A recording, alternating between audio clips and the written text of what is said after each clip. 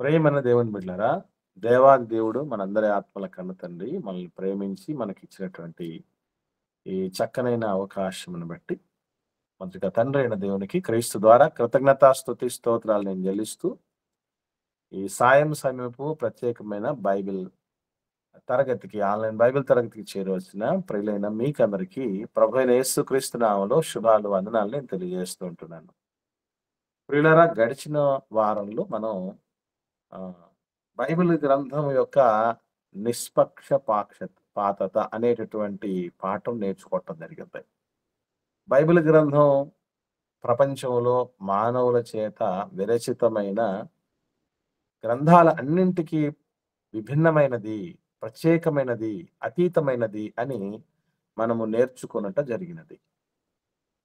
ఇందులో మరొక విశేషం ఏంటంటే మానవునికి ఒక ప్రత్యేకమైన కుతూహలం ఉంటుంది. అంటే దేన్ని తెలుసుకోవాలో, దేన్ని తెలుసుకోకూడదో అన్నది పక్కన పెడితే మరి ముఖ్యంగా అనవసరమైన వాటి మీదే దృష్టి సారించేటటువంటి లక్షణం మానవుడిది. ఇందులో భాగంగా ఈరోజు మనం నేర్చుకొనబోయే పాఠం ఏంటంటే, మానవ కుతూహలాన్ని లక్ష్యపెట్టని బైబిలు రచన. మానవ కుతూహలాన్ని లక్ష్యపెట్టని బైబిలు రచన అనే పాఠం నేర్చుకున్నాం. మానవుడికి మానవులుగా మనకి చాలా చాలా విషయాల్లో పరిశుద్ధ గ్రంథం రాయబడిన కొన్ని పరిధులు అంటే చాలా లిమిటెడ్‌గా ఒక విషయంలో ఒక పర్టిక్యులర్ ఇన్ఫర్మేషన్ ఇస్తుంది పరిశుద్ధ గ్రంథం. అది అంతకు మించి లోపలికి వెళ్ళదు. అంతకు మించి విశదీకరించదు, చెప్పదు. కానీ మానవుడు మాత్రం, మనం మాత్రం ఏం చేస్తాం అంటే అందులో ఏముంది అన్నటువంటిది తెలుసుకోవాలన్న తపనతో ఉంటాం. ఈ కోవకు సంబంధించి ఈ కుతూహలం ఎలా ఉంటుంది పరిశుద్ధ గ్రంథం చదివేటప్పుడు కొంతమందికంటే కొన్ని ఉదాహరణలు చూద్దాం పరిశుద్ధ గ్రంథంలో. మానవ కుతూహలం కొన్ని కొన్ని సందర్భాల్లో ఎలా ఉండబోతుందని. మొట్టమొదటిగా మనం ఆదికాండం చదివేటప్పుడు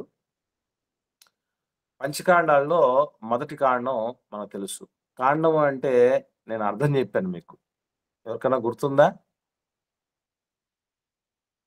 కాండము అంటే అర్థం చెప్పాను మీకు. ఏమ్మా? ప్రారంభం అని. భాగము అని తల్లి, ప్రారంభం కాదు నాయన. కాండము అంటే భాగము అని అర్థం. ఆది కాండము అంటే ఆది భాగము లేదా ప్రారంభ భాగము అని. కాబట్టి కాండము అంటే అర్థం ఏంటంటే భాగము అని అర్థం. సో 5 భాగాలుగా ఈ మోషే గారు విరచితమైనటువంటి ఆయన చేత రచించబడినటువంటి గ్రంథ పంచకాలు ఉన్నాయి మనకు తెలుసు. సో ఇక్కడ మనం జాగ్రత్తగా గమనించగలిగితే మొదటి కాండంలో, ఆది కాండంలో మానవ కుతూహలం ఉండబట్టలేక కొంచెం బాగా ఆలోచన చేసి ఏమై ఉంటది అనే సస్పెన్స్ ఒక విషయం ఉంటుంది. అది వాస్తవంగా అది మనకు అనవసరం. కానీ దాని విషయంలోనే మనకు ఒక కుతూహలం ఉంటది. అట్లాంటిది ఏమన్నా మీకేమైనా తగిలిందా? ఆదికాండము ప్రారంభ అధ్యాయంలోనే మళ్ళీ అదొక క్లూ ఇస్తున్నాను మీకు. సరే, ఎవరికైనా చదువుతున్నప్పుడు అందులో దట్టు మళ్ళీ ఇంకొక క్లూ ఏంటంటే తొలి 5 అధ్యాయంలోనే ఒక కుతూహలాన్ని రేకెత్తించేటటువంటి ఒక విషయం కనబడుతుంది. తొలి 5 అధ్యాయాలు ఆదికాండంలో. ఎవరికైనా అనిపించిందా? ఏమై ఉంటది ఇది, ఈ విషయం ఏమై ఉంటదని? ఏమ్మా? అది పండు విషయం ఉంది కదన్నా.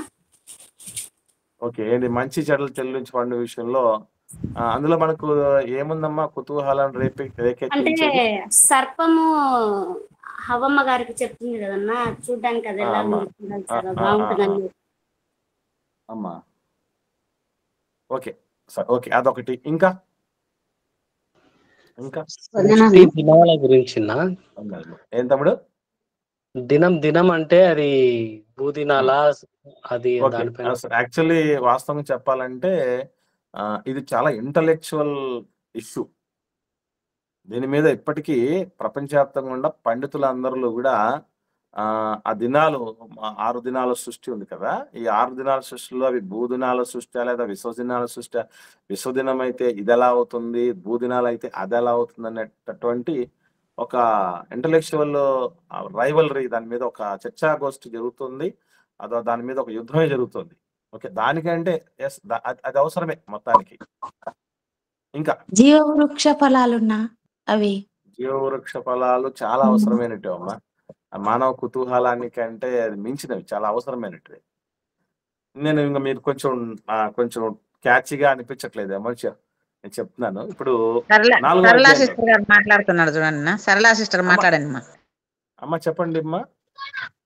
కయ్యను గారికి భార్య ఎలా వచ్చింది? గుడ్. వెరీ గుడ్ అమ్మా. వెరీ గుడ్ అమ్మా. 4వ అధ్యాయం ఆదికాండంలో అసలు నిజంగా అంటే నేను ఇంతకుముందు ఒక క్లూ చెప్పాను మీకు. అని మనకు అవసరం లేదు. అవసరం లేకపోయినా ఈ మధ్యకాలంలో కొన్ని పాఠాలు ఎట్లాంటి పాఠాలు ఉన్నాయి? ఏం పాఠాలు వచ్చాయండి? పాఠాల పేర్లు దీన్ని బేస్ చేసుకునే. కయీనుకు భార్య ఎక్కడి నుంచి వచ్చింది? అసలు యాక్చువల్లీ మీకు ఒక విషయం చెప్పమంటారా?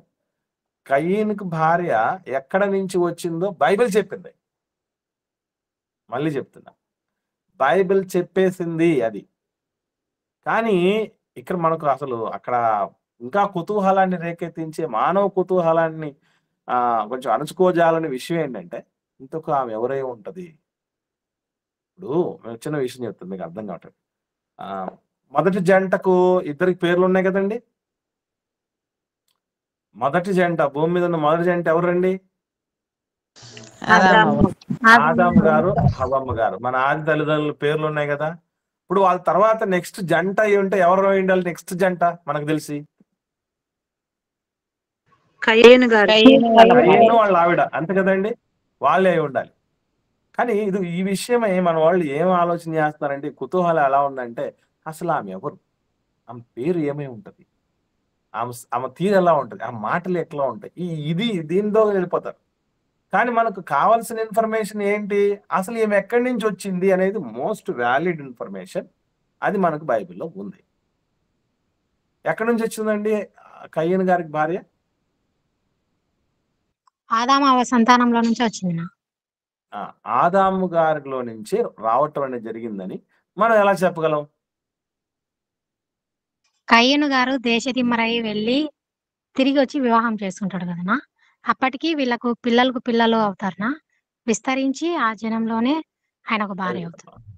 సో ఇక్కడ మనం గమనించాల్సిన విషయం ఏంటంటే, ఆయన దేశదిమ్మరి అవుతాడని దేవుడు చెప్పాడు ఒకటి.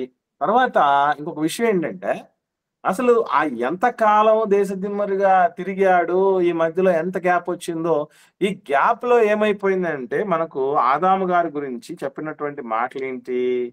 5వ అధ్యాయం 4వ వచనాన్ని చూద్దాం. ఆదికాండంలోనే 5వ అధ్యాయం 4వ వచనం చూద్దాం. ఒకరు చదవండి దయచేసి. కలిగిన తర్వాత ఆదాము బ్రతికిన దినములు 800 ఏండ్లు. అతడు కుమారులను కుమార్తెలను కనెను. చూడండి ఎంత క్లారిటీగా ఉంది.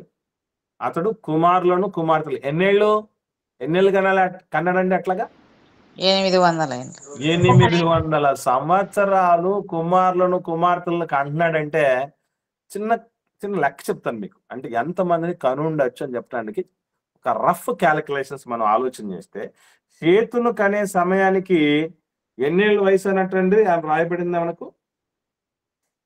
3వ వచనం చదవండి. 5వ అధ్యాయం 3వ వచనం.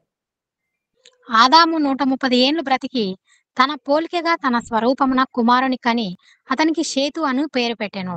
నేను అడుగుతున్నాను, మీరు చెప్పండి, 130 ఏళ్ల కంటే ముందే ఎంతమంది కొడుకులు ఉన్నారు? ఆయన 130 ఏళ్ళ వయసు రాకముందే ఎంతమంది ఉన్నారు పిల్లలు?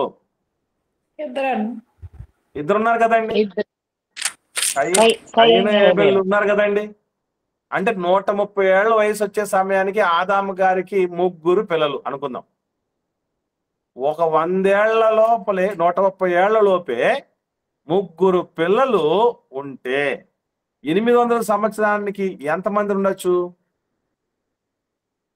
ఈ 800 సంవత్సరాల ఈ గ్యాప్ ఉంది కదా, ఈ 800 సంవత్సరానికి 100 ఏళ్లకు 3 పిల్లలు, 130 ఏళ్లకు 3 పిల్లలు అనుకుంటే ఆన్ అండ్ యావరేజ్ గా ప్రతి 40 ఏళ్లకు ఒక బిడ్డ అన్నట్టుగా లెక్కేసుకున్నా కూడా 800 సంవత్సరాలంటే ఎన్ని 40లు వస్తాయి అందులోకి? 20 40లు వస్తాయి.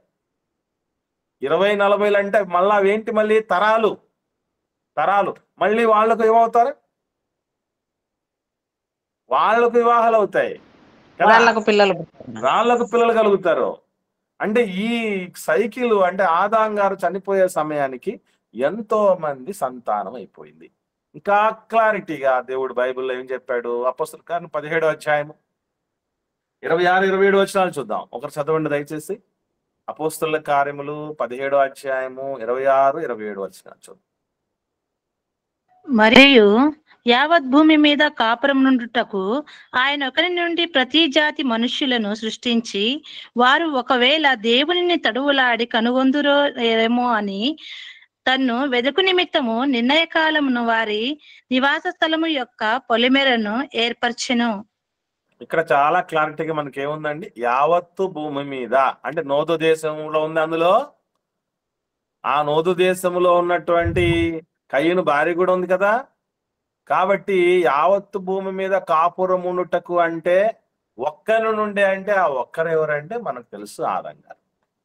సో ఆయన నుండే వచ్చి ఉంటుంది తప్ప వేరే స్కోప్ లేదు, వేరే గ్రహం నుండి రాలేదు అనేది క్లారిటీ దేవుడు ఇవ్వడం జరిగింది. కాకపోతే మనకి ఏ ఇన్ఫర్మేషన్ ఇవ్వలేదు. చిత్రం చూడండి, కయ్యనుకు కొడుకు పుడితే కొడుకు పేరు కూడా ఉంది. ఉందా లేదండి? ఉందిన్నా. ఏం పేరుంది? హనోకు అని ఉంది. ఉందా లేదండి? 17వ వచనంలో 4వ అధ్యాయం ఆదికాండం చూద్దాం. ఆదికాండం 4వ అధ్యాయం 17వ వచనంలో చూడండి ఏమనుంది?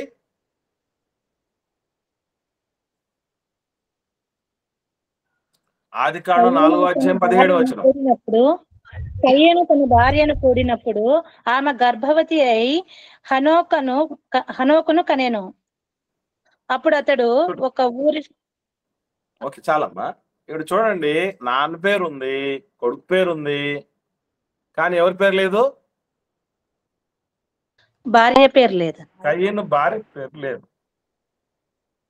ఎందుకు మనకు రాయించలేదు అని అంటే, ఆమె ఎక్కడి నుంచి వచ్చిందో రాయించిన దేవుడు ఆమె పేరేంటో రాయించలేడా అంటే అది మనకు అక్కర్లేనిది.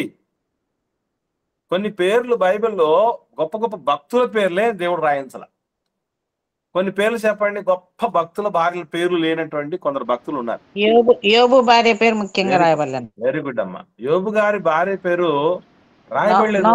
ఇంకా నోవహు భార్య పేరు కూడా రాయబడలేదు. నోవహు గారి భార్య పేరు కూడా రాయబడలేదు. ఇంకా లోతు భార్య పేరు కూడా రాయబడలేదు. లోతు భార్యను జ్ఞాపకం చేసుకున్నాడు కానీ లోతు భార్య పేరును మాత్రం చెప్పలేదు దేవుడు. ఏంటికి అంటారు అంటే అది కేవలం మానవ కుతూహలానికి సంబంధించింది మాత్రమే. మానవుడు మన పరిస్థితులు ఎట్లా ఉన్నాయంటే, యేసు ప్రభువుకి కుడివైపున ఎడవైపున సిలువ వేసిన దొంగలకు కూడా పేర్లు పెట్టారు. మీకు తెలుసా? మీకు ఆ దొంగలు ఇదిగో వీళ్ళు అయి ఉంటారు, వీళ్ళ పేర్లు ఇవని చెప్తారు. అలాగే యేసు ప్రభువును తూర్పు దేశ జ్ఞానులు దర్శించడానికి వచ్చారు కదా, వాళ్ళు ఎంతమందో చెప్పారు, ఆ పేర్లు ఏంటో కూడా చెప్పారు. దేవుడు ఎందుకు రాయించలేదంటే మనకు అది అవసరం లేనిది. మనకి ఏదైతే అవసరం ఉందో అది మాత్రం చెప్తాడు కానీ మానవ కుతూహలాన్ని మాత్రం దేవుడు సాటిస్ఫై చేయటానికి అవి రాయలేదు అనేది మరవకూడదు. ఇక తర్వాత విషయం చూద్దాం. ద్వితీయోపదేశకాండం 34వ అధ్యాయం. ద్వితీయోపదేశకాండం 34వ అధ్యాయంలో ఒక విశేషం ఉంది. 6-7 వచనాలు. ద్వితీయోపదేశకాండం 34వ అధ్యాయం 6-7 వచనాలు ఒకరు చదవండి. బేత్పయోరు ఎదుట మోయాబు దేశములోనున్న లోయాలో అతడు పాతి పెట్టబడెను. అతని సమాధి ఎక్కడనున్నదో నేటి వరకు ఎవరికీ తెలియదు. ఎవరండి? మోషే గారండి. 5వ వచనంలో చూడండి, క్లారిటీగా ఉందా? ఉంది అన్న. 5వ వచనంలో యెహోవా సేవకుడైన మోషే యెహోవా మాట చొప్పున మోయాబు దేశములో మృతి పొందెను. మోషే గారి సమాధి ఎక్కడుందట? మోషే గారి సమాధి ఎక్కడుందటండి?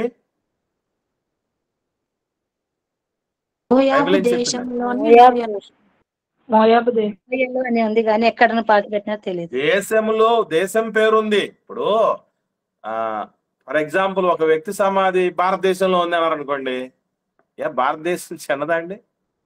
ఎన్ని రాష్ట్రాలు, ఎన్ని కేంద్రపాలిత ప్రాంతాలు, ఆ రాష్ట్రాల్లో ఎన్ని జిల్లాలు, ఆ జిల్లాల్లో ఎన్ని మండలాలు, ఆ మండలాల్లో ఎన్ని ఊర్లు, ఎన్ని ఊర్లలో ఎన్ని శ్మశాన వాటికలు. ఎక్కడ అంటే ఇన్ని లక్షల మందిని నడిపించిన గొప్ప నాయకుడి సమాధి కూడా ఎక్కడుందో బైబిల్ చెప్పలేదు. ఎందుకు చెప్పలేదు? ఏమన్నా మీకు ఐడియా ఉందంటారా? ఎవరికైనా సమాధి ఎక్కడుందో కూడా మాయం చేసే పరిస్థితి దేవుడిని తీసుకొచ్చాడు.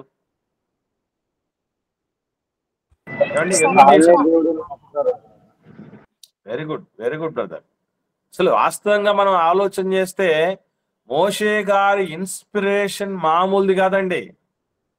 మోషే గారి యొక్క స్ఫూర్తి ఎంత గొప్పదేనంటే, ఇప్పటికీ నాయకుడు అంటే ఎట్లా ఉండాలంటే రోల్ మోడల్ గా మోషే గారు నిలుపుతారు. అసలు అన్ని విషయాల్లో మోషే గారు అంటే చాలా ముగ్ధుడైపోతాడు దేవుడు. అంత గొప్ప క్యారెక్టర్ అయింది. చాలా మెస్మరైజింగ్ క్యారెక్టర్. ఓర్పు కలిగిన వాడు, నేర్పు కలిగినటువంటి వాడు, భక్తి కలిగినటువంటి వాడు, భయం కలిగినటువంటి వాడు, నడిపింపులో నేటి అయినటువంటి వ్యక్తి. అట్లాంటి వ్యక్తి యొక్క సమాధిని దేవుడు లేకుండా చేయటానికి కారణం ఒకటే, అక్కడ కూడా విగ్రహారాధన మొదలవుతుంది. నిజంగా ఇలాంటి పిచ్చోళ్ళు చాలా మంది ఉన్నారండి. మీకు తెలుసో తెలీదో, మనకు కాకాని తోట అని ఒకటి ఉంది, తెలుసా అండి? బైబిల్ మిషన్ కు సంబంధించినటువంటి కాకాని తోట ఒకటి ఉంది. అందులో మన దేవదాసాయి గారు సమాధి ఉంది. దాన్ని ఒక పుణ్యక్షేత్రంలాగా దర్శించి చూసేవాళ్ళు ఉన్నారు. దీన్ని చూసి యేసన్న గారు ఏం చేశారటంటే, నాయన అందరి సమాధులు ఎక్కడున్నాయో అక్కడే పెట్టేసేయండి నా సమాధి, నన్ను మాత్రం పొరపాటు కూడా పూజించడానికి, పూజలు చేయడానికి చేయకండి, రాకండి రా బాబు, ఎందుకురా నన్ను చచ్చిపోయిన తర్వాత కూడా నా పేరిట ఎందుకు పాపాలు చేస్తారా అని ఆయన క్లారిటీగా అందరితో పాటు సమాధి చేయించుకున్నాడట. అంటే అసలు వాస్తవంగా వీళ్ళు చాలా చిన్నోళ్ళు కదండి, మోషే గారితో పోల్చినప్పుడు ఏమాత్రం పోలండి. అంత మహనీయుడిది సమాధి లేకుండా దేవుడు ఎందుకు చేశాడంటే అందుకే పర్పస్ ఉంది. కానీ మనకు కుతూహలం ఏమనండి, ఎక్కడుందో సమాధి, ఎక్కడుందో, ఎలా ఉంటుందో, ఏంటో. ఇటు సమాధి ఎలా ఉంటే ఏముందండి, సమాధుల గురించి కూడా మన వాళ్ళు ఎంత కుతూహలం అంటే, అయ్యయ్యో రేపు ఏమని సమాలోచన చేస్తారంటే, కొంతమంది చచ్చిపోయిన తర్వాత పాలరాత్రులతో సమాధి నాది ఉండాలనో, లేకపోతే కొంచెము ఒక గుమ్మటం లాగా ఉండాలనో, లేకపోతే ఈ షేప్, లేకపోతే ఈ ఆర్కిటెక్చర్. ఏం ప్రయోజనం అండి? ప్రభు వచ్చినప్పుడు లేపే విధంగా లేపి తీసుకెళ్లే విధంగా ఉంటే పాతి పెట్టుబడి చాలదండి మనకి. బ్రహ్మంగారి మఠంలో సమాధినే పూజిస్తున్నారు. సజీవ సమాధి అయినటువంటి పరిస్థితి ఉంటే వాళ్ళంటే అన్యులు అనుకోండి. మనకి మన వాళ్ళకి ఏమొచ్చింది, ఇలాగా వెళ్ళిపోతారు. దేవుడికి ఎన్న మహనీయుడండి, ఊరికే లేకుండా చేయుడు. దానివల్ల దారి తొలగిపోయే పరిస్థితి ఉండినప్పుడు దాని గురించి ఇన్ఫర్మేషన్ ఇవ్వడు, లేదా దానివల్ల ఎట్టి ప్రయోజనం లేదనుకున్నప్పుడు దాని గురించినటువంటి విషయాలు మనకు తెలియపరచడు దేవుడు. అది మనం అర్థం చేసుకోవాలి. నా కుతూహలం అనుకుంటూ ఉంటే మానవ కుతూహలాన్ని దేవుడు సాటిస్ఫై చేయటానికి సిద్ధంగా లేడు, మర్చిపోకండి. నెక్స్ట్ తర్వాత విషయం ఆలోచన చేస్తే, యేసు ప్రభుల వారి జీవితం కొత్త నిబంధనలు మనం చూస్తేనండి, యేసు ప్రభుల వారి జీవితం ఒక జీవించినటువంటి జీవితకాలం యేసు ప్రభు ఎన్ని ఏళ్ళండి? 33.5 కరెక్ట్ గా చాలా మంది చెప్తుండే, ఇంతకుముందు చెప్పాను మీకు 33.5 సంవత్సరాలు అంటారు. ఎలా మనం చెప్పగలం, దాన్ని నిరూపించగలం? ఎలా నిరూపించగలం అండి 33.5 సంవత్సరాలు?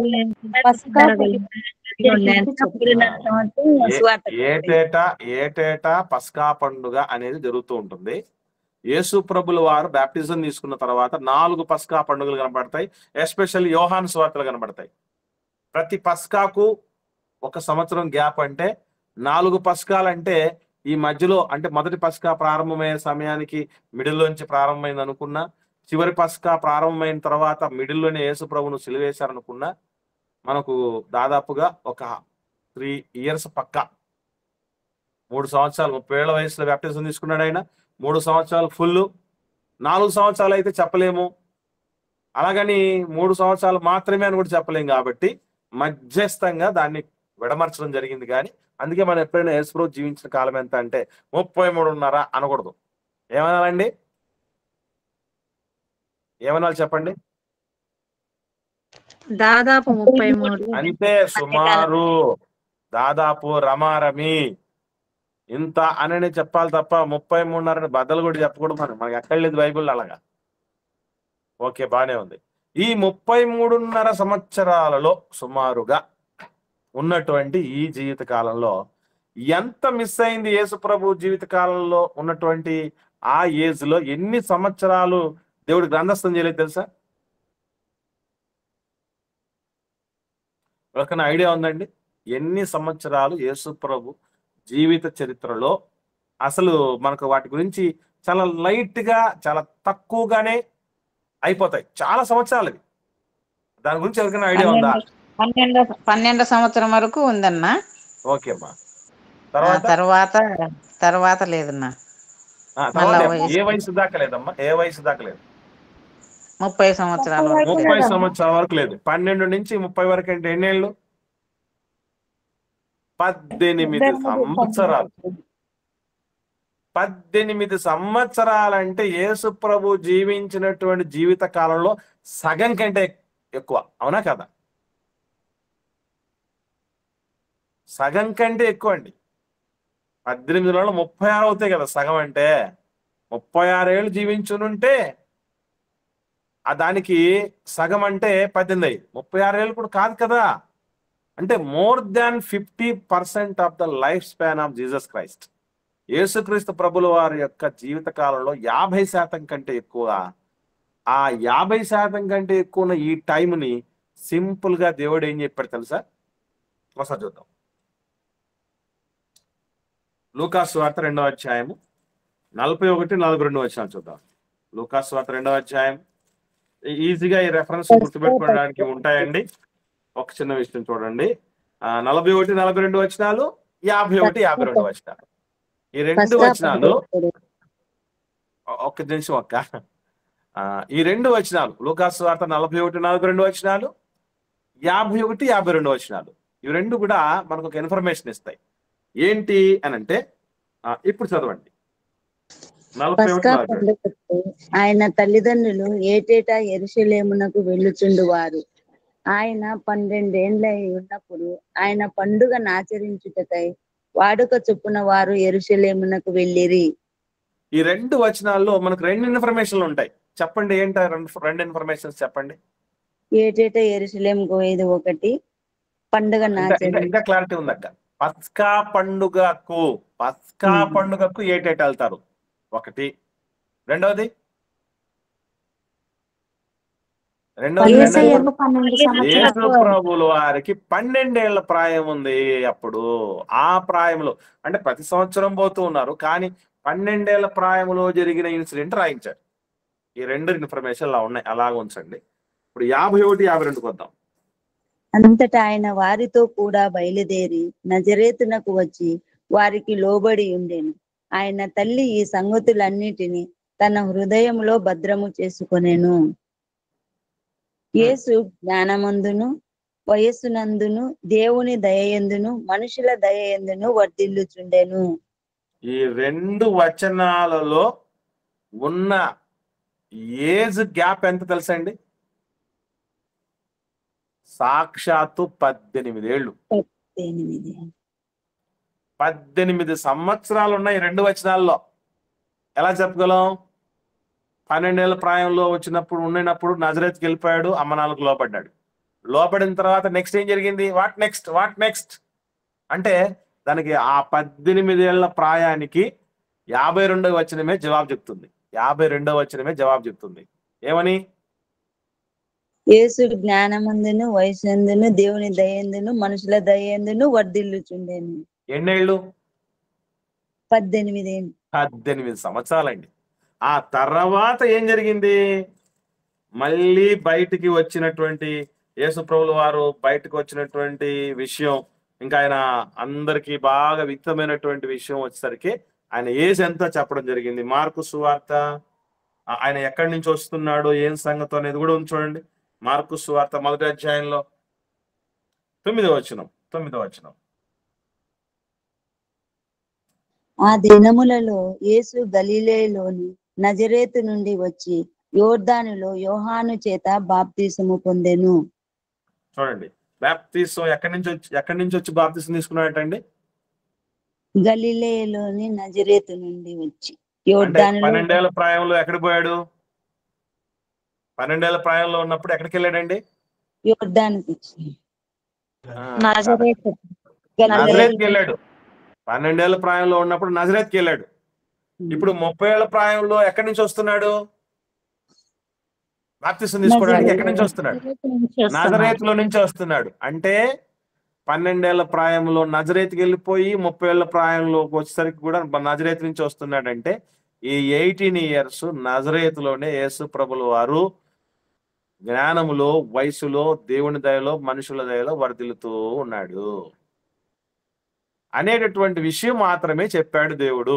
అంతేగాని మనకి ఈ మధ్యలో ఒకవేళ 13 ఏట ఏం జరిగి ఉంటుందో, 14 ఏంటి, 15 ఏంటి, ఈ టీనేజ్ చిత్రం ఏంటంటే ప్రతి మనిషి జీవితంలో చాలా ఇంట్రెస్టింగ్ ఏదన్నా ఏజ్ ఉందంటే ఆ ఏజ్ ఏంటి తెలుసా అండి?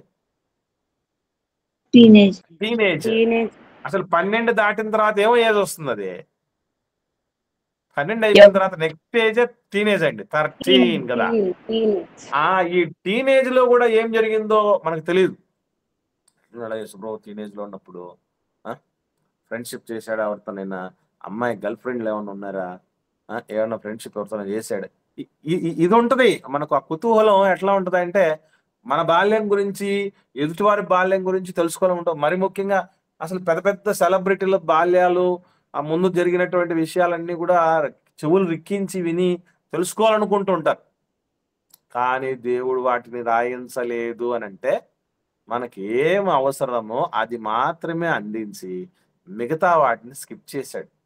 ఇంకో మాటలో చెప్పాలంటే మనకు సిలబస్ ను దేవుడు ఏం చేశాడు? సిలబస్ ఏం చేశాడండి? తగ్గించాడు. సిలబస్ తగ్గిస్తే ఎవడన్నా బాధపడతాడండి? అయ్యో ఈ కాలంలో ఏం జరిగిందో, ఈ మధ్యలో ఈ కాలంలో బైబిల్లో ఏం జరిగిందో లేదని చాలా మంది ఏం చేశారో తెలుసా అండి? చాలా చాలా చాలా అల్లేశారు. ఏమని? ఈ మధ్యలోనే యేసు ప్రభుల వారు ఎద్దుల బండి మీద ఎక్కొచ్చి, మళ్ళా వాహనం కూడా చెప్పారు. ఎద్దుల బండి మీద ఎక్కొచ్చి చూసినోడు కూడా చెప్పడంతగా. ఇక్కడ యోగ గురువులు ఉన్నారట హిమాలయాల్లో. ఆ గురువుల దగ్గర, ఆ సాధువుల దగ్గర అన్ని నేర్చుకొని ఏ విద్యలు అంటే తెలుసా మీకు? ఇదిగో 5 రొట్టెలు 2 చేపల్ని 5,000 మందికి పెట్టే విద్య, చచ్చిపోయిన తిరిగి లేపే విద్య, మొత్తం అన్ని రోగాలను బాగు చేసే విద్య, ఇవన్నీ నేర్చుకొని వచ్చాడట. ఏమంటే మీకేమైనా చిత్రంగా అనిపించింది లేదా? నిజంగా ఈయన ఇంత ఫేమస్ అయితే, శిష్యుడు నేర్చుకొని వచ్చినాడు ఇంత ఫేమస్ అయితే, మరి ఆ హిమాలయాల్లో ఉన్న గురువులు ఎందుకు ఫేమస్ కాలేదంటారు? చాలా మంది కొన్ని చచ్చు చెప్తూ ఉంటారు మన దేశం గురించి. ఎప్పుడట ఆ రైట్ సోదరులు విమానాలు కనుక్కోకముందే ఏముండిందటండి? వీళ్ళ సాంప్రదాయాల విషయం కొన్ని చెప్తారు. పుష్పక విమానం ఉండిందట. మరి పుష్ప విమానం ఉండుంటే రైట్ సోదరులు కనిపెట్టేంత వరకు వీళ్ళు ఏం చేస్తున్నారు? నిద్రపోతున్నారా? ఏమండి? పుష్పక విమానం ఉంటే రైట్ సోదరులు కనుక్కునేంత వరకు వీళ్ళు ఏం చేస్తున్నారు అంటారు. ఓ మా దగ్గర చాలా టెక్నాలజీ ఉంది, అదంతా అది ఇది అని చెప్పేసి. మరి ఉంటే ఎక్కడ మరి లోకానికి తెచ్చింది ఏది? లోక కళ్యాణానికి వాడింది ఏది? వెల్లడి చేసింది ఏది? ఏం ప్రయోజనం దానివల్ల? ఇలాంటివి లేనిపోనివన్నీ చెప్తూ చాలా మందిని మబ్బెడుతూ ఉంటారు చాలా మంది. అది నమ్మకండి. వాస్తవంగా శిష్యుడే మరి అంత ఫేమస్ అయిపోతే మరి గురువులేది? ఆ హిమాలయాల్లో ఉన్నటువంటి గురువులు ఏ ఒక్కడైనా చచ్చిపోయిన లేపినోళ్ళు లేడే?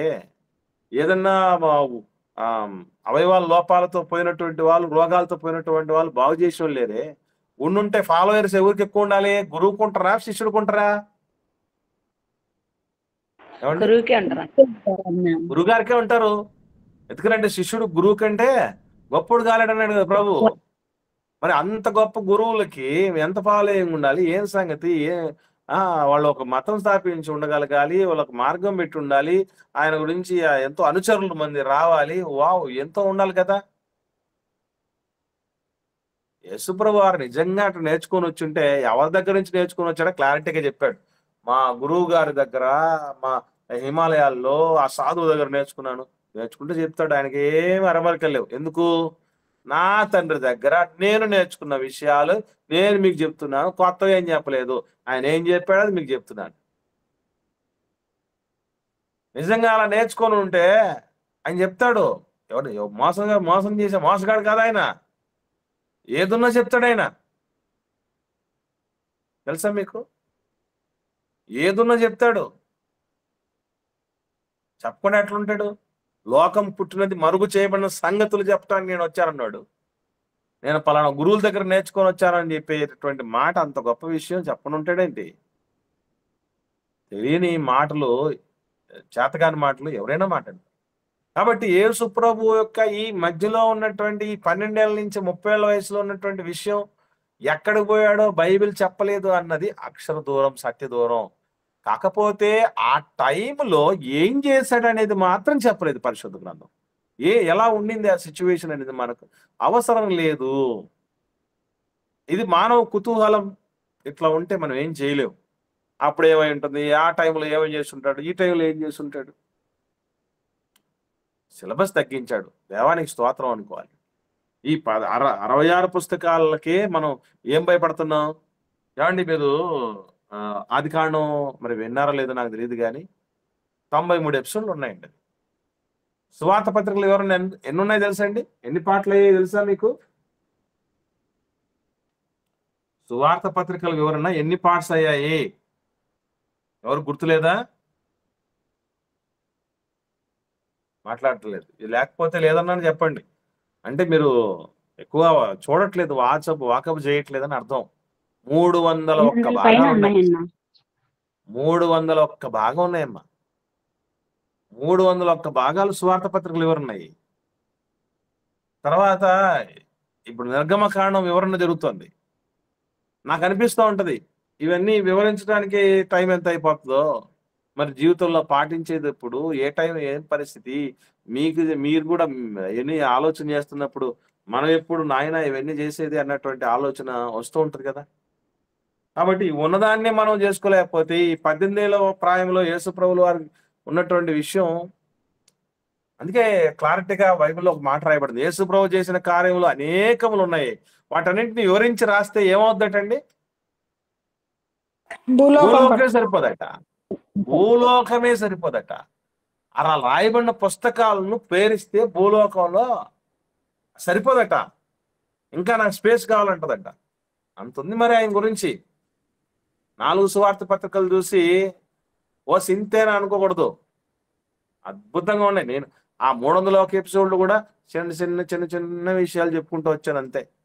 నేనే ఎన్నో నేర్చుకోవాల్సి ఉన్నాయి. అందులో మహామహులే నేర్చుకోవాల్సి ఉన్నాయి. కనుక అవసరమైనవి దేవుడు పెట్టాడు. నెక్స్ట్ మనం చూడగలిగితే మరికొన్ని విశేషాలు. యోహాను సువార్త 8వ అధ్యాయం 6వ వచనంలో ఒక మాట ఉంటుంది, చూద్దాం. ఒకటి చదవండి.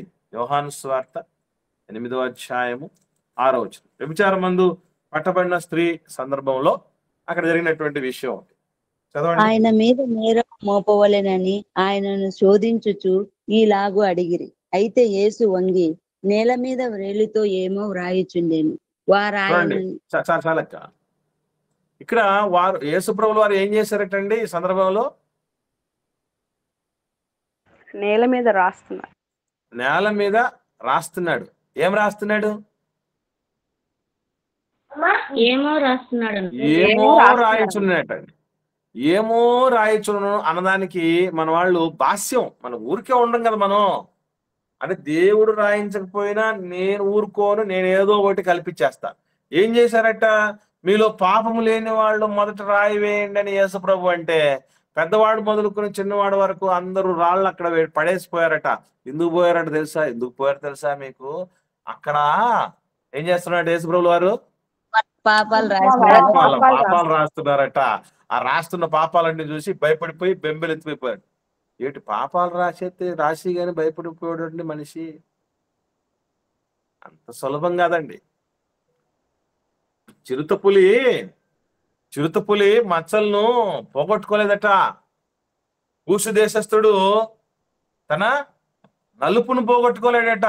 పాపమునకు అలవాటు పడిన మీరు అంత సులభంగా మారర్రా అంటాడు. కాబట్టి అలాంటి పరిస్థితి ఉంది ఈరోజు. ఏమండి?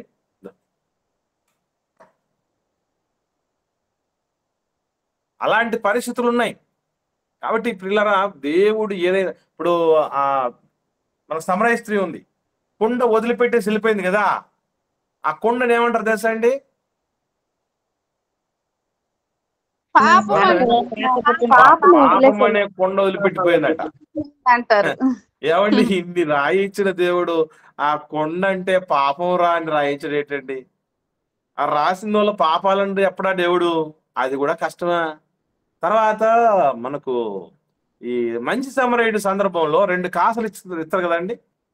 2 కాసులు ఇస్తాడు కదా పుట్టకొల్లోడికి.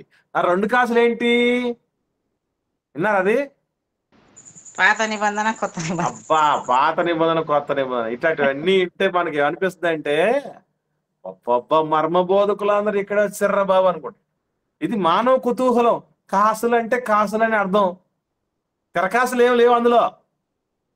మన వాళ్ళు ఏంటేంటో ఈ కుతూహలం తట్టుకోలేకపోతున్నాం.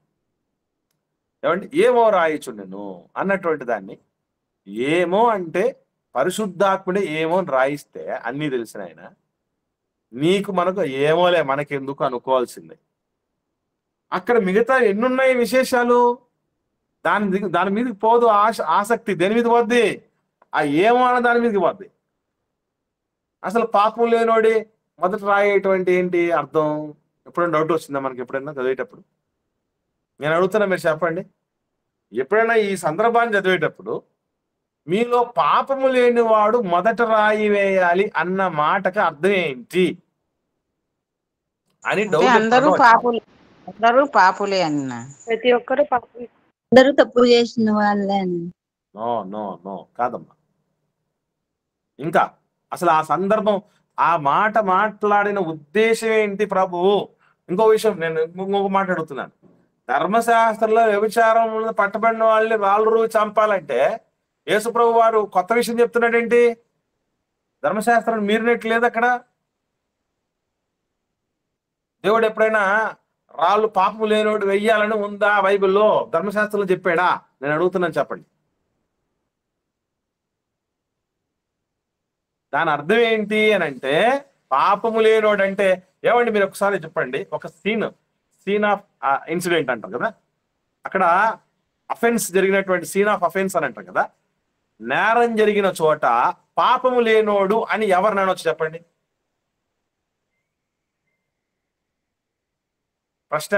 నా ప్రశ్న అర్థం అవుతుందా?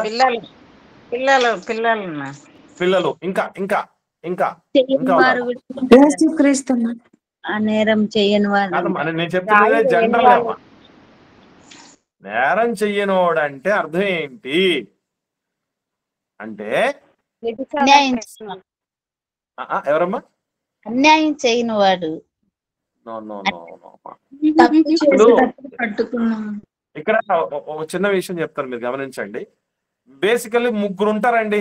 నేరం జరిగిన చోట 3 రకాలైన వ్యక్తులు ఉండడానికి అవకాశం ఉంటది. ఎవరో చెప్పండి.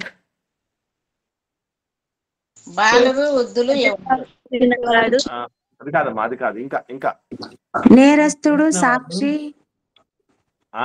Very good. నేరం, ఇప్పుడు ఒక వ్యక్తి బలైపోయిన వ్యక్తి ఉంటాడు, ఒక వ్యక్తి నేరం చేసిన వ్యక్తి ఉంటారు, 3వ వ్యక్తి సాక్షి. ఈ 3లో పాపం లేనివాడని ఎవరన్నా చెప్పండి? సాక్షి. నిన్న అది అంటే చెయ్యకుండా, పాపం చేయకుండా సాక్షిగా ఉన్నాడు. ఏంట్రా? మొదట రాయి వేయాల్సిన వాడు సాక్షి అని ఉంది ధర్మశాస్త్రంలో. దాన్నే మీలో పాపము లేనివాడు మొదట రాయేయండి అన్నాడు యేసుప్రభు. ఈ డౌట్లు రావు మనకి, ఇట్లాంటివి రావు డౌట్లు. ఏమవుతాయంటే ఏమో రాస్తున్నదంటే ఏంటి. అలాంటి మానవ కుతూహలాన్ని దేవుడు నిర్లక్ష్య పెడుతున్నాడు. అది అవసరం లేదు, వేస్ట్, దానివల్ల ప్రయోజనం లేదు. ఓకే, నిజంగా అది ఏం రాశాడో మనకు అవసరమైతే దేవుడే రాయించేవాడు. మరి సాక్షి లేకపోతే ఆయన చేశానని ఎట్లా తీసుకొచ్చినారు? అక్క మీకు విషయం అర్థం కాలే. అక్కడ ఉన్నటువంటి సందర్భం ఏంటంటే సాక్షి తప్పకుండా ఉంది అని అర్థం. సాక్షి ఉండాలి, కానీ సాక్షి లేకుండానే మీరు వస్తున్నారా అని అర్థం అక్క. అక్కడ ఇలాంటి నేరం జరిగిన చోట సాక్షి ఉండాల్సింది, కానీ సాక్షి లేకుండానే వచ్చారు మీరు అంటే దొంగలే వచ్చారు, ఇక్కడ ఉన్నటువంటి వాళ్ళలో సాక్షులు ఎవరు లేరు అని అర్థం. అర్థమైందక్క? అంటే వాళ్ళను తీసుకొచ్చి పట్టుబడింది అని అంటే పట్టుకున్న వాళ్ళు లేరానా అక్కడ? ఆమె వ్యభిచారం చేస్తానంటే పట్టుకున్న వాస్తవంగా యేసు ప్రభుల వారి దగ్గరికి ఎందుకు తీసుకొని వచ్చారట? అది ఒకసారి చూడండి ఒక మాట. ఏం చేశారు? ఎవరిదండి? శాస్త్రులు పరిసయ్యులు వచ్చారటండి. ఎందుకు వచ్చారట? 6వ వచనంలో చూడండి ఏమన్నాడు. 6వ వచనం క్లారిటీగా ఉంచండి. ఆయన మీద నేరము మోపవలెనని ఆయనను శోధించుచు ఈలాగున అడిగిరి. వచ్చిన వాళ్ళలో సాక్షి ఉంటే ఈ మాట అడుగుతారేంటి? అలా ఉంటారండి అసలు? శోధిస్తూ అడుగుతున్నారు. ఊరికే ఉన్నప్పుడు వదిలిపెట్టలేదు. చెప్పు, మాట్లాడు, నువ్వు ఏం సైలెంట్ ఉన్నావు? ఓ ఇరుక్కుపోతావు అనుకున్నావా? చిక్కడిపోతావు అనిపిస్తుంది నీకు అన్నట్టుగా ఉన్నారు వీళ్ళు. అంటే అర్థం ఏంటి? వాళ్ళందరూ దొంగలే, ఒక్కడు కూడా సాక్షి లేడు అని అర్థం అక్క. అర్థమైందక్క మీకు? అంటే వాళ్ళు ఊరికనే తెచ్చినారంటారనా ఏమన్నా? ఎందుకంటే అంతేనక్క, అదే పరిస్థితి. లేకపోతే ఎందుకు పోతారు వాళ్ళు? ఈ మాట అడిగిన తర్వాత ఏం జరిగిందండి? ఆ మాట యేసుప్రభుల వారు ఏమని 9వ వచనం ఏమని చూడండి. 9వ వచనం చదవండి అక్క ఒక మాట. వారు ఆ మాట విని పెద్దవారు మొదలుకొని చిన్నవారి వరకు ఒకని వెంట ఒకడు బయటికి వెళ్ళిరి. యేసు ఒక్కడే మిగిలేను.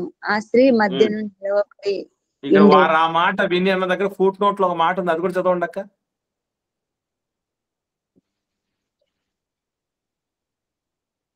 ఫుట్ నోట్ లో ఒక మాట ఉంది, చదవండి. దానికి వారు ఆ మాట విని అన్న దగ్గర ఫుట్ నోట్ ఉందా?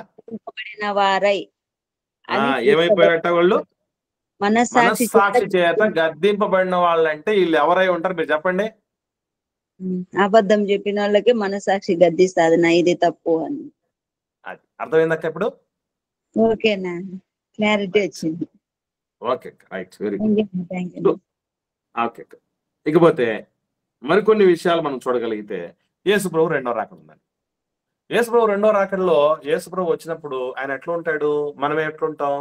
ఏమైనా చెప్పిందండి బైబిల్?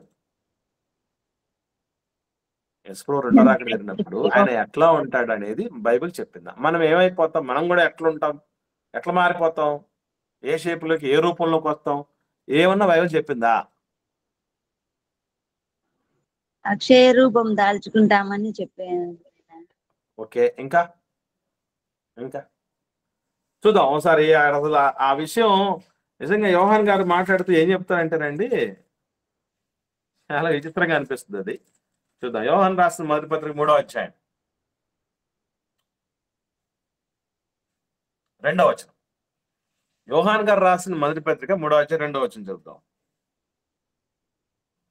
2:3 అవునక్క, 3వ అధ్యాయం 2వ వచనం అక్క. 3వ అధ్యాయం 2వ వచనం. ప్రియులారా, ఇప్పుడు మనము దేవుని పిల్లలమై ఉన్నాము. మనం ఇంకా ఏమవుద్దుమో అది ఇంకనూ ప్రత్యక్షపరచబడలేదు గాని ఆయన ప్రత్యక్షమైనప్పుడు ఆయన ఉన్నట్లుగానే ఆయనను చూతము గనుక ఆయనను పోలి ఉందుమని ఎరుగుదుము. యేసు 2వ రాకట్లో మనం ఎట్లా ఉంటాము అంటే ఏమని చెప్తున్నాడు ఆయన? ఆయన ఎట్లుంటాడో మనం కూడా అట్లే. ఏమన్నా క్లారిటీ ఉందా మనకి? ఇంతకు ఆయన ఎట్లుంటాడు? ఎవరు అడిగారు మీ ఇల్లు ఎక్కడా అని అంటే పలానా రమేష్ ఇంటి పక్కన అని చెప్పారండి. రమేష్ ఇల్లు ఎక్కడ అంటే మా ఇంటి పక్కన అన్నాడట. అట్లా యేసుప్రభు రెండో రాకడలో ఎట్లుంటాడు యేసుప్రభు అంటే, మనం ఎట్లుంటాం అని అంటే ఆయన ఎట్లుంటాడు, మనం అట్లుంటామంట. ఇంతకు ఆయన ఎట్లుంటాడు? ఆయన స్వరూపం మానవ మనం ఉన్నాం కాబట్టి అదే మనం మానవ కుతూహలం ఏంటంటే ఆయన ఆయన ఎట్లా వస్తాడు. అసలు ఇంకో విషయం ఏంటంటే మనకు కొన్ని డౌట్స్ ఎట్లా వస్తాయంటే ఆయనను ప్రతి నేత్రం చూస్తారట. ప్రతి నేత్రం చూడగలాలంటే ఎంత ఆకారం ఉండాలంటారు మీరు చెప్పండి, ఆలోచన చేయండి. అసలు మనకు ఊహకి అందదండి, ఊహకే మనకు అందదండి ఆయన రూపం ఎట్లా వస్తుందో ఏంటో, రెండో రాకడలో పరిస్థితులు ఎట్లా ఉంటాయి ఏంటనేది. అది మానవ కుతూహలం. అది ఒకడు అడిగాడు, మనం ఎంతకాలం ఉంటామంటండి పరలోకంలో? పరలోకంలో ఎంతకాలం ఉంటాం? యుగ యుగాలు ఉంటాం కదా, సదాకాలం ఉంటాం కదా. ఇంతకాలం ఏం చేస్తామండి పరలోకంలో మనం? అది ఏం చేస్తాం? దేవుని స్తుతిస్తూ ఉంటాం. ఇంతకాలం దేవుని స్తుతిస్తే బోర్ కొట్ట? ఇంతకాలం దేవుని స్తుతిస్తూ ఉంటే బోర్ అనిపించదా అని ఒకడు అడిగాడు. దీనికి మనకి ఏంటి ఆన్సర్?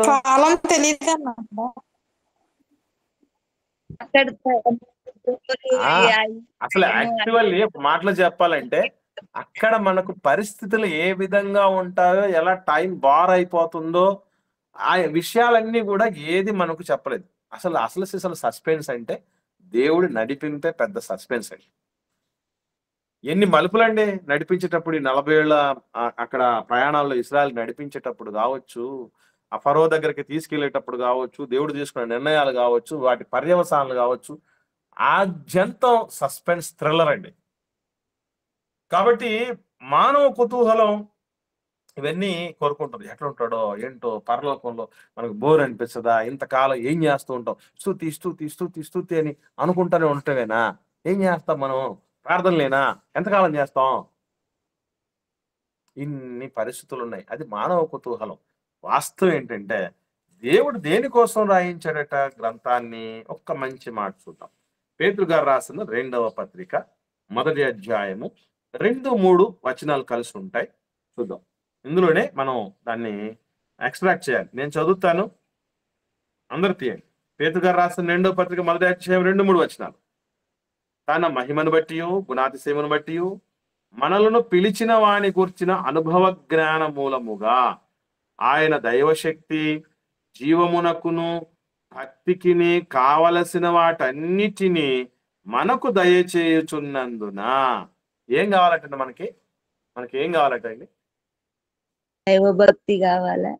బాగా బాగా బాగా బాగా బాగా బాగా చదివితే దైవశక్తి, జీవము, భక్తి అన్నాడు. అంటే జీవానికి భక్తికి కావలసినవి అన్ని మనకు దయచేయుచున్నందున. దేవుడు ఏమిస్తాడు గ్రంథం ద్వారా? మనకు జీవాన్ని ఇస్తాడు, భక్తికి ఏం కావాలో అది ఇస్తాడు. ఒక మాటలో చెప్పాలంటే ఏదో చెప్తారు కదా మన సోదరులు, హిందూ సోదరులు, అంబికా దర్బార్ భక్తి గురించి సంబంధించి ఒక శ్లోకం ఉంది కదా, ఏంటది? భగవంతునికి భక్తునికి అనుసంధానమైనదట కదా అంబికా దర్బార్ భక్తి. ఇదేమో మనకు తెలియదు కానీ భక్తునికి దేవునికి అనుసంధానం చేసేటటువంటిది చక్కని వారదేవురయ్యానంటే దైవ గ్రంథం, పరిశుద్ధ గ్రంథం. ఏమిస్తుంది అది మనకు అంటే? జీవం ఇస్తుంది, భక్తిని పెంచుతుంది, భక్తిలోని శక్తిని మనకు పెంచుతుంది. ఈ భక్తితోనే, ఈ జీవముతోనే ఇదిగో లోకములో ఉన్నటువంటి ప్రతికూలతలన్నిటినీ అధిగమించి జీవము నుండి సమృద్ధి జీవానికి, సమృద్ధి జీవం నుంచి నిత్య జీవానికి తీసుకెళ్లేటటువంటి రీతిగా నడిపిస్తుంది. అవి మాత్రమే ఉన్నాయి దేవుడు రాయించినవి, మిగతా అవి లేవు కదండి.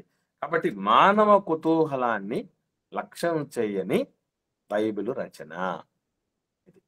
ఎందుకు రచన చేయదు కుతూహలం అంటే? మానవ కుతూహలముతో జీవము రాదు, భక్తి పెరగదు. కయ్యనుకు భార్య పేరు తెలిస్తే ఏమన్నా ప్రయోజనం మనకి? భక్తి పెరుగుతుందండి, జీవం పెరుగుతుంది మనకేమన్నా? ఏం లేదే. నో. దేనివల్ల మనకు ఈ జీవం భక్తి మేలవుతుందో అవి మాత్రం రాయించాడు. ఇదండి ఈరోజు పాఠం. కాబట్టి ఈ విషయాల చేత నిజంగా దేవుడు ఎన్ని జాగ్రత్తలు వహింపజేసి మనకు సర్వశ్రేష్టమైనటువంటి గ్రంథాన్ని నిజంగా 7 మార్లు కరిగి ఊదినంత వెండి లాంటి పవిత్రమైన మాటలు దేవుడి మాటలని 12వ కీర్తన 6వ వచనం చెప్తుంది. అంత ప్యూరిటీతో ఎటువంటి అనవసరమైన విషయాలు లేకుండా రాయబడి మనకు దేవుడు అందించాడు. మనం మాట్లాడే భాషలోనికి తీసుకుని వచ్చి, మనము కొనగలిగినటువంటి రేట్లోకి తీసుకుని వచ్చి, లేకపోతే మనం ఏం చేయగలమండి? మీకు ఇది ముందు చెప్పాను, ఫస్ట్ బైబిల్ కాస్ట్ ఎంత తెలుసండి? సంవత్సరానికి 365 రోజులు ఉన్నట్టు 3,65,000 అటండి. 3,65,000 ఎప్పుడది? 5 ఏళ్ల క్రితం. 5 ఏళ్ల క్రితం 3,60,000 ఉన్నటువంటిది, సారీ 5 ఏళ్ల క్రితం 500 సంవత్సరాల క్రితం, 500 సంవత్సరాల క్రితం 3,60,000 ఉన్నటువంటి పరిశుద్ధ గ్రంథం 500 సంవత్సరానికి, కొన్ని సంవత్సరానికి 1,000 పెంచుకుందామా? సంవత్సరానికి 1,000 పెంచితే 500 సంవత్సరాలకు 500,000 అవ్వాలి. 500,000 అంటే 5 లక్షలు పెరగాలి. అంటే 8,60,000 రూపాయలు మినిమం ఉండాలండి బైబిల్. ఎవరు కొనగలరు? గడు చీపు 8,60,000 మాత్రమే బైబిల్ గ్రంథం. అంటే ఎవరు కొంటాం మనం? మాలాంటి వాళ్ళు కొనాలంటే గవర్నమెంట్ ఎంప్లాయీస్ ఏం పెట్టాలి? లోన్ పెట్టుకోవాలి. ఏం పెట్టాలండి? లోన్ పెట్టాలి. లోన్ ఎందుకు పెట్టావా అంటే పిల్లల చదువుల కోసం, లేకపోతే పెళ్ళిళ్ళ కోసం, ఇల్లు కట్టడం కోసం అని కాదు. ఈ జాబితాలు ఏం రావాలి? నేను లోన్ పెట్టాను, ఒక బైబిల్ కొనుక్కున్నాను అని రావాలి. అసలు మరి మిగతా వాళ్ళ సంగతి ఏంటి? దేవుడు ఎన్ని తెలిసి దేవుడు ఏం చేశాడంటే, చాలా మనము కొనగలిగినంత చీపు రేట్లో వచ్చాడు. రేటు చీపు కానీ ఘాటు చీపు కాదు. ఘాటు నశాలానికి ఎక్కేది, దాన్ని ఫాలో అయిపోతే పరలోకాన్ని తీసుకెళ్ళేది. అది దానిలో ఉన్న దమ్ము. కాబట్టి పరిశుద్ధ గ్రంథం మనం పారాయణం చేస్తున్నప్పుడు, చదువుతున్నప్పుడు, నేర్చుకుంటున్నప్పుడు వినయ భయభక్తులతో, నా కోసం దేవుడు ఎన్ని జాగ్రత్తలు తీసుకొని నా దగ్గర తీసుకొచ్చాడు, ఎంత ప్రేమ నా మీద నా దేవుడికి అని మనం భావించాలి. అందుకే ఈ సందర్భంలో మీకు టైం ఉంటే పరిశుద్ధ గ్రంథమా పావన చరితం అనే పాట వినండి. నేను రాసినటువంటి పాట. నిజంగా ఎంత గొప్పది బైబిల్ గ్రంథం అనేటటువంటిది ఒక 2 చరణాల్లో కొంత మాత్రమే నేను అందించడం అనేది జరిగింది. ఓకే. దివ్య రాజ గ్రంథము, నిత్యలోక మార్గం, సత్యవాక్య సారము, సర్వలోక భాగ్యము అని, ఓ బైబిల్ గ్రంథమా మా జీవాధారమా, పఠించి పాటించి చాటదమో చదా అని అందులో రాయటం జరిగింది. అది పరిశుద్ధ గ్రంథం యొక్క విశిష్టత. దయచేసి దీని దగ్గరకు వస్తున్నప్పుడు గుండెలకు హత్తుకొని మరి దాన్ని పాటించడానికి సిద్ధపడతాం. మనం దైవదీవులకు పాత్రలు అవుతాం.